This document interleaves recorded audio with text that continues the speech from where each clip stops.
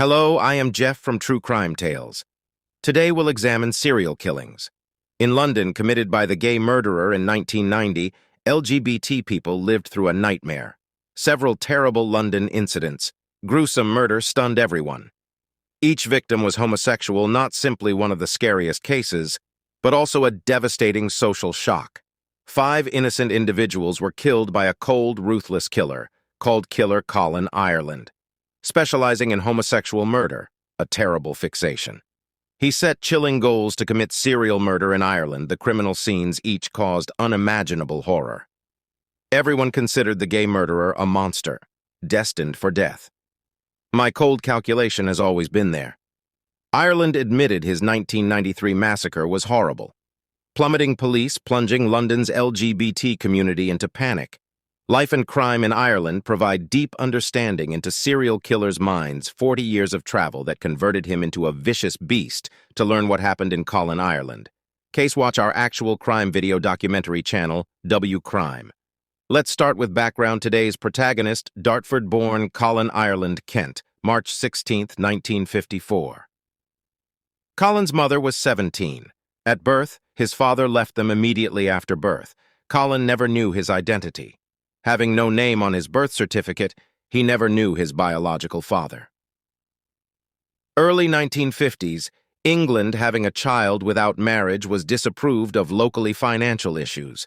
Ireland's mother moved multiple times. Her son she always wanted to provide good, failed to do. Colin Ireland had a bad childhood. Unstable and financially troubled, including sudden house moves. Consequently, he couldn't fit in. In the early 1960s, Ireland's mother remarried and placed him in foster care. After learning she was pregnant, he later moved in with her. Throughout 1960s, Ireland nearly fell to pedophiles. Young Ireland had a fire-starting penchant, displayed by him setting another inmate's property on fire, his theft-related Borstal prison sentence years later at 17, robbery conviction for Ireland as an adult. He worked in the military, but continued committing crimes, especially auto theft, vandalism, and burglary. Ireland received his sentence in December 1975. Issued in November 1976 only to be jailed multiple times for additional crimes like extortion and robbery. He probably went to court 30-50 times. With minor fraud charges, stealing, and minor offenses, Ireland tried several jobs during this time, yet none survived long. He was jailed for automobile theft in December 1975. 2 burglaries and property damage served 18 months. He moved to Swindon after his November 1976 discharge. Living with a woman and her children in Wiltshire for many months in 1977, he received an 18-month extortion sentence. In 1980, robbery earned him 2 years in prison. Finally, 1981. Man convicted of fraud in 1982. Colin Ireland married Virginia Zammit, who initially perceived him as a kind husband, become known as the Gentle Giant. They divorced 5 years later. Zammit accidentally discovered Ireland's deception, met his second wife one weekend, owner Janet Young at her pub, entering as a customer at the threshold.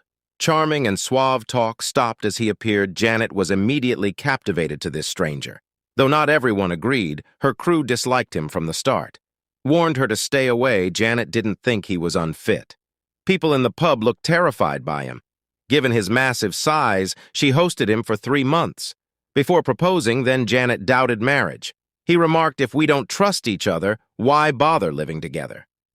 After a brief party, they enjoyed their day. He liked her kids. This convinced Janet to embrace him. In 1989, Ireland married Janet Young. He mistreated her often. The wickedness of Ireland became apparent. This disappointed Janet. Ireland divorced Janet Young in the early 1990s. Ireland lived in a boarding house. Before transferring apartments in his new flat, Ireland chose serial killing. And fame, the tragedy, harsh repercussions of Colin Ireland's turmoil, illicit activity was unexpected. Particularly London's horrific gay conflict. Ireland murdered 5 gay men in 1993. Convinced he was a gay murderer born to do bloody crimes, Colin Ireland read it. Whoever Fights Monsters by Robert Ressler. He started to imagine fame after that. By becoming a serial killer, he believed he would be known and feared, earning a particular place in society. He decided then, that New Year. His chance to attain this aim, he wanted to be a serial killer. Before starting this path, he extensively studied serial killers, reading about them for hours, learning to build geographical profiles for his cases. He chose to do crimes. Far from his home, at least 5 victims he read. That serial killers must commit a certain number, must meet Colehorn criterion. A popular gay pub, Ireland chose his hunting ground on Brompton Road in West London. Pub-goers at Colehorn wearing colored handkerchiefs to indicate sexual preference, making Ireland's serial killing career simpler as it prevented miscommunication. Many heterosexual males would feel uncomfortable. Entering a homosexual bar and talking to a gay man convinced them to come and approach Ireland must appear calm, natural in conversation, yet not gay. Ireland appears to have learned and practiced extensively approach and engage with gay victims. This is terrible. He attempted to fit in, simply to exploit and kill soon after entering the pub, Ireland to attract Peter Walker, dancer and submissive partner. Together they exited the pub, visited Walker's flat. Walker let Ireland gag him with a condom. Ireland roped him up with a dog lead, used a belt to severely torment Walker before plastic bags suffocating him, leaving Walker dead after killing Walker. Ireland stole his pubic hair. Burnt it to generate a distinct fragrance, he then cleaned the flat. Erasing any evidence of him at the scene during cleanup, Ireland found Walker's HIV. His rage drove him to forcefully fill Walker's mouth with condom. Ireland departed the flat the next day. Arranging 2 teddy bears in 69 near Walker's body, Ireland threw away garments worn during murder, hurling them out a train window. Led police to the scene he called Samaritan to report locking Walker's dogs in a room. Dawn broke. Ireland withdrew APS 200 from an ATM using Walker's card. Continued his life. He wanted to learn about Peter Walker's demise. In local or national press, hoped his murder would be reported. However, reality was Ireland's murder wasn't reported or even reported. Ireland took 2 steps. He called Samaritans, contacted the Sun. Newspaper Ireland's solar call was notable. His voice was quiet at first, spoke about 2 pets confined in a flat. Suddenly, he said he was phoning because he killed their owner. He started a terrible murder spree with his call. Ireland was among the coldest, England's most calculated serial killers. Ireland claimed he killed a gay man. He didn't like homosexual sex. Call recipient tried to employ him to acquire maximum data, but the call terminated. Police were contacted, and Detective Martin Finnegan was there quickly. The carer opened the door. To allow admission without force, they found dogs in the living room and bedroom. Disorganized like a burglary, plainly the call was real. When they found Peter Walker's body on the bed, they knew from the autopsy that he choked on vomit and died. Detectives realized they faced a skilled serial killer. The unknown caller may have alerted police to his crime, however, he did not want caught. He left no traces and committed perfect murder. Ultimately, media finally reported Peter Walker's death, and the continuing probe inside and outside the community police investigated this serial killer case. They diligently gathered all evidence, such as blood stains, scene fingerprints, and DNA. However, no obvious indicators identified the killer. The case gained media attention. News of the mystery serial killings circulated, however, without precise information and leads. Public attention faded fast. Meanwhile, police worked hard to find the murderer. They studied Peter Walker's past, seeking ties and partnerships. They searched for similar instances in the past. To search for another serial killer, although the probe dragged, there was no proof to accuse Ireland anyone else. Ultimately, the police concluded that a BDSM game went bad later. Walker's ex-boyfriend was interviewed. Informed the police that Walker disliked violent play, was likely forced. Feeling thrilled, Ireland continued his killing spree. May 28, 1993. He visited Christopher Dunn's flat, 37-year-old librarian to those he was invited. Ireland tied handcuffs again. Tormenting and hitting his victim surprisingly, he barely scorched Dunn's testicles, suffocate him first by cramming his mouth with cloth. Ireland then utilized Dunn's PIN, bank card for dollar withdrawal, $200 from his account to finance his crime given his unemployment. Some days later, Christopher Dunn's body was found. His pal, although the cops assumed again a sex game went bad, killing Dunn. Surprisingly, they did not link Walker and Dunn's deaths. Although both cases employed identical tactics regarding Christopher Dunn, he was found dead in his Whetstone flat. He was naked, just a heat-resistant belt around his neck. Police initially didn't suspect foul play, and the investigation found only a fatality.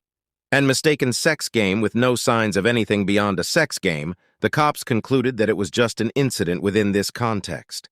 6 days later, Ireland returned to the bar and met Perry Bradley, a businessman.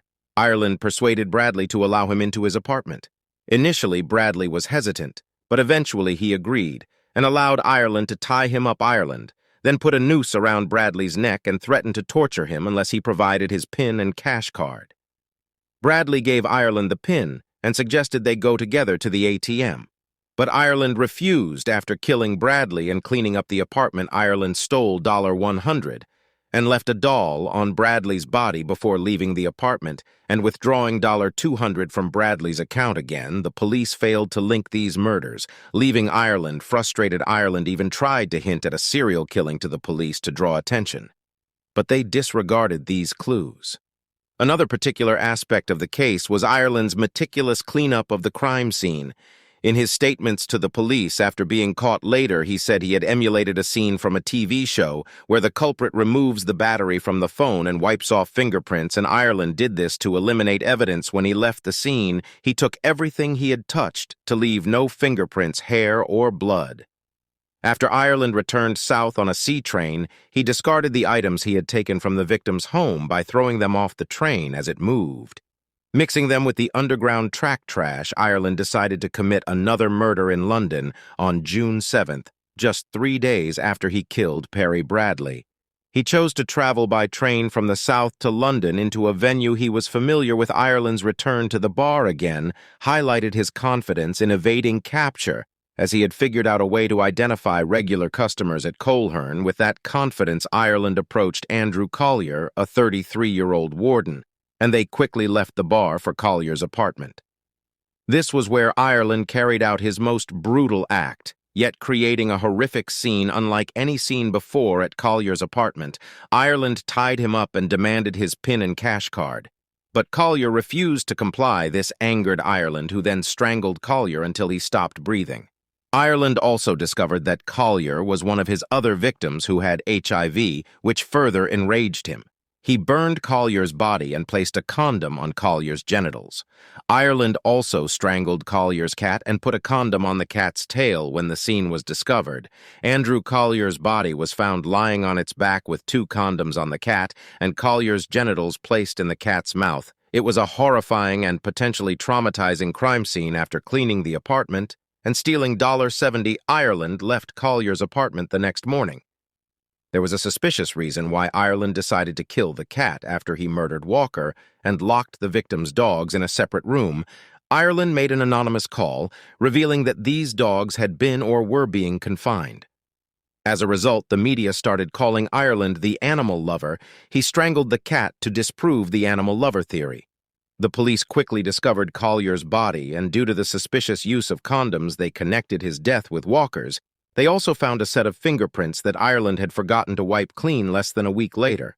Ireland called the police and confessed to killing 4 men and that they needed to stop him. He then called another police station to inquire why they had stopped investigating Walker's murder. Furthermore, Ireland returned to the bar once more to find his 5th victim meeting a Maltese chef named Emanuel Spiteri at Spiteri's apartment. Ireland tied him up and demanded his PIN and cash before strangling him to death to draw attention. Ireland intended to intentionally start a fire in the apartment, but only damage the bedroom. Ireland called the police again, this time to announce that he would stop killing because he had killed 5 victims, an event that the FBI assessed is Ireland becoming a serial killer. Thanks to the assistance of several experts, including former FBI agent Robert Ressler, the police used the previously found fingerprints and security camera footage from a train showing Spiteri leaving the Coleherne bar and going home with the killer by train security footage, successfully captured the 2 of them at Charing Cross Station on the night he was murdered. The allegations of homophobia among the police contributing to delays and connecting the murders and the initial mishandling are serious and reflect broader societal issues. The eventual linking of all 5 murders by the police, leading to widespread media coverage, brought swift awareness within the gay community of a serial killer, Specifically targeting homosexual men, the London police conducted an extensive manhunt for the killer of 5 gay men engaging with the community during a major gay rights rally in the capital. Colin Richardson, the editor of Gay Times, recalled the impact of the police investigation on the gay community. He vividly remembered an annual Pride festival where thousands of gay individuals proudly marched through central London. However, that year the atmosphere was overshadowed by the presence of a serial killer, and the police distributed flyers asking for information about him, instilling a palpable sense of fear within the community. Despite the ongoing large-scale police hunt, the murderer Colin Ireland remained at large. Richardson recounted a conversation with Ireland while they watched news about the London murders on TV. Colin had mentioned that another killer was on the loose, unaware that he was actually speaking to Ireland himself. A high-profile campaign ensued with a press conference called by Detective Chief Inspector Ken John, who reported that 5 homosexual men had been murdered and linked as a series both pathologically and forensically. The murders of Walker and Collier had already been connected, but now Don Bradley and Spiteri were added to the list. John urged the gay community to be vigilant and let friends know their whereabouts if they went anywhere with a stranger. He speculated that the murderer might have AIDS and that the motive might be revenge. On June 17, 1993. John publicly appealed to the murderer to surrender through the media, stating that he wanted to talk to him and offer help. On June 19, 1993, police distributed flyers at the London Gay Pride Festival, attended by 50,000 people, calling for anyone with information about the murders to come forward. Psychologist Dr. Mike Berry was approached by the police to profile the murderer. He asserted that the murderer was driven by violent fantasies, but each murder never quite matched the fantasy compelling him to kill again. He also believed that the murderer was not HIV positive and did not commit the murders as an act of revenge. Another psychologist, Dr. Jonas Rappaport, agreed with this summary, adding his belief that the murderer was not gay, but was masquerading as a gay man to attract his victims. He was well organized, likely physically large and strong, which made him confident in his ability to overpower his victims. The cops also received additional guidance from criminal psychologists Paul Britton and Dick Walter, as well as former FBI agent and serial killer specialist Robert Ressler. On June 24, 1993, cops published a description of a man who had been spotted with Spiteri on the train from Charing Cross to Hither Green. On the night in question, the description was of a Caucasian male, age 30-40, over 6 feet tall, clean-shaved with a full face, short, dark brown hair, and discolored, unclean teeth. They created an E-fit from this. Electronic facial recognition image produced by computer from verbal descriptions a week later, July 2, 1993. Man security camera photo released by cops. The train camera recorded Spiteri. He looked like the E-fit dude. They summoned him for questioning. Confirming contact line opening, police got around 40 calls the next day, some from men claiming to have seen or communicated with him at Colhern Pub, July 19, 1993. Ireland saw his lawyer in Southend. Told him he was with Spiteri the night in question. He acknowledged it was him. Security camera footage from trains. He denied killing Spiteri. He claimed to have left Spiterian, his flat, with another man. This data and fingerprints that Ireland left on Collier's windowsill enough to arrest him, charged with Collier's murder, July 21, 1993, 2 days later. He was accused of murdering Spiteri. July 23, 1993. Ireland convicted of Spiteri's murder and jailed, where he maintained innocence. One error Ireland made was when, alongside Andrew Collier, a police siren blared outside. They checked the situation out the window. Irish fingerprints were on the window frame, the part he forgot to clean, so now Collier's flat fingerprints were in police hands. Ireland said he was heterosexual, his 2 wives, but solely to approach possible victims. Ireland denied a sexual motive. Murders after killing someone. He frequently cleared the scene of forensic evidence, stayed at the flat until daybreak to escape suspicion. Nighttime flat exit. Ireland claims he targeted gay guys because he found them approachable concurrently. Also accused of murdering homosexual men, anger buildup, having lost his innocence through childhood pedophile contacts. He mainly picked up victims at LGBT clubs. Accompanied them home. He always carried a full set of ropes. handcuffs and extra clothes for each case arriving at the victim's house. He bound and handcuffed them, occasionally torturing and beating them prior to strangulation or suffocation. Kill them during this process. Ireland sought the pin, take the victim's cash card. Then he cleaned the house to erase evidence and stole any money he found. Ireland then stayed home for hours. To avoid neighbor suspicion, sometimes left sex toys around the victim to show his anger. Condoms in Ireland to degrade the victim's body. Throughout police interviews, Ireland had comparable control. Like he forced on his victims, he described what happened, actions he took. He talked with authority. Careful inspection of his confessions, boasts without remorse. He seemed to want investigators to listen and acknowledge his actions. He prioritized his hideous pride. Being unaware of his crimes, he said his actions were justified. A man's actions are unjustified. Who constantly binds and gags victims before tying them up? This is unjustified crime. Why did Ireland stop committing crimes? After the fifth murder, consider this. Sometimes criminals want to get caught to stop. He considered that number sufficient. To immortalize his name, all Ireland wanted was attention. His pride in his conduct shows this. He thinks he met his aim doing something outrageous few would attempt. In his whole and honest disclosure about all his crimes, Ireland highlighted 4 points. First, he not drunk or high when murders occurred. He was neither gay nor bisexual, although he was a gay bar security guard. In Soho Third, he didn't undress sexually interact with his victims. The killings did not arouse her sexually. Fourth, he was not anti-gay, picked gay men as victims, since they were easy prey. He claimed it was the tremendous deviancy of these men from his pedophile experiences in his youth inspired his anger. He said his victims were deviants, all BDSM participants coincidentally gay. He felt himself as cleaning society of pests, desire superiority recognition. Psychologists consider his childhood placement deliberate. Connected victim body items, cat and doll stuffed animals symbolizing Ireland's disdain at innocence lost psychological. An analyst thinks the murderer was big, athletic dude not gay claiming to be one. His motivation for killing is also believed. Was not motivated by STD fears, by cruel fantasies. Criminologist David Wilson claims Ireland was psychopathic, having antisocial personality disorder. Colin Ireland was accused of murdering Collier. Admitted to killing 3 others in Spiteri whilst in prison awaiting trial, he assured police he had no animosity towards gay males, but targeted them for their accessibility. Ireland feigned homosexuality to lure his victims. He stole from his victims. Because unemployed, traveled between London and needed money, and to hunt victims when Ireland's Old Bailey trial began December 20th, 1993. He pleaded guilty to all charges. Each murderer received 5 life sentences, no parole possibility. His description by Judge Sachs extremely scary and dangerous, and called killing 1 individual an outrage. Killing 5 is a massacre. December 22, 2006.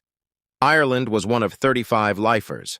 By the Home Office as parole ineligible, his crimes garnered public notice, also known as the Gay Killer. The News of the World called him Jack the Gripper. Ireland died in Wakefield Prison on February 21, 2012. Queen's Prison Service spokesperson confirmed natural causes were suspected of his death. An autopsy would follow.